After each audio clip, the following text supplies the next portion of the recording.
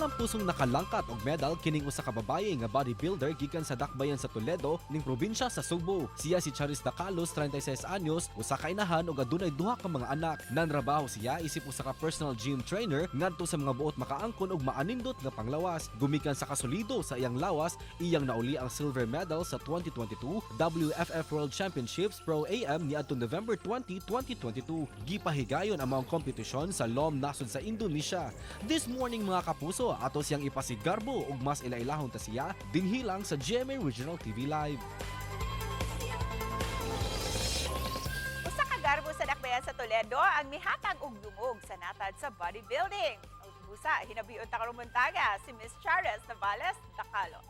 Mayong buntag, maupay nga aga Miss Chares ug welcome dinhi sa GMA Regional TV Live. Mayong buntag, Miss Cecil. Mayong buntag mga kapuso o ilabi na sa mga kapuso nato sa Cebu o mga kapuso nato sa Toledo. Mayong buntag. Maayong buntag gayud kaya niya maayong balita. Congratulations for bringing the silver medal. Kumusta ang imuhang kasinatian Miss Chares sa pagsalmot sa kompetisyon? Actually, I was very happy and grateful na nakuha na ko ang silver medal sa nahigayong competition which was held in Indonesia. Wow. Ms. Chares, usay gibati nimo nga nauli gayud nimo ang silver medal alang sa atong nasud? Very happy man Cecil and very proud.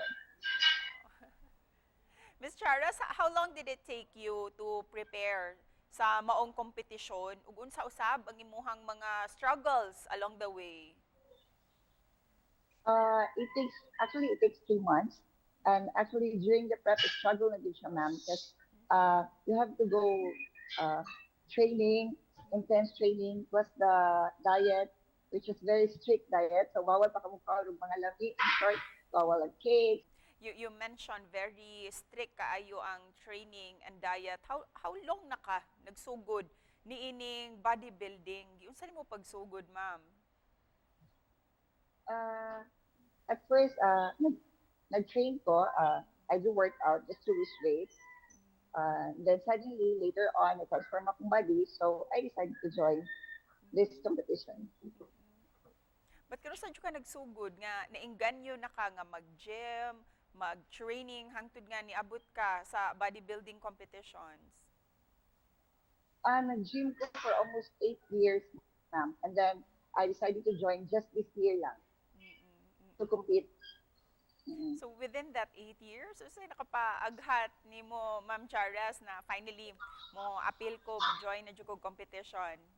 Well, nakita man ako nga I'm qualified to join and I'm confident na kaya rin ako murang pa sa stage to compete with other athletes. So for experience at Ma'am Cecil, so that's why I decided to compete. Sagad sa mga makita nato nga mga bodybuilders are usually males, Jud. Who do you look up to sa mga female usab nga bodybuilders nga naka-inspire ka nimo to join? Na ako'y idol Jud, ma'am. She's in Manila. Her name is Ma'am Legoda Domalsin. So dito akong idol Jud as a bikini athlete. Busa ma'am, unsay tinguha niining WFF World Championships PRO-Am? Ang inuhan nila, ma'am, is to promote health and fitness all over the world. Kaya ang bodybuilding competition man good, ma'am, so it's for all ages. With that, ma'am, sa mga gustong musud o kaha mo sulay ug sunod sa imuhang kaugalingong journey, unsay matambag nimo kanila to those who are interested usab sa bodybuilding? Ang advice ko din ako is dapat 100% fully committed din sila. Physically, mentally, and financially. Kaya medyo gastos din siya nga kind of competition, ma'am. Ma'am, likod sa bodybuilding o kining mga tropeyo nga nakuha nimo sa mga kompetisyon, unsa si Ma'am Chares aside from bodybuilding, unsay mga gikabisihan nimo, ma'am? I'm also a personal trainer, Ma'am Cecil. So, I work as personal trainer. I'm 38 years old and I have already 2 kids. Wow. And And how supportive is the family, ma'am, regarding niining karera nimo sa bodybuilding? Very supportive, ma'am, especially sa akong partner. Actually, siya may coach na ko, siya nag-guide na ko. Ma'am Chares, isip pa na po unsay mensahe nga gusto nimong ihatag para sa ato ang mga kapuso viewers nga nagtan-aw karon. Importante no nga atong ampingan, atong kaugalingon. So, dapat sa nag-exercise ka, not just to look sexy, but also to be healthy inside.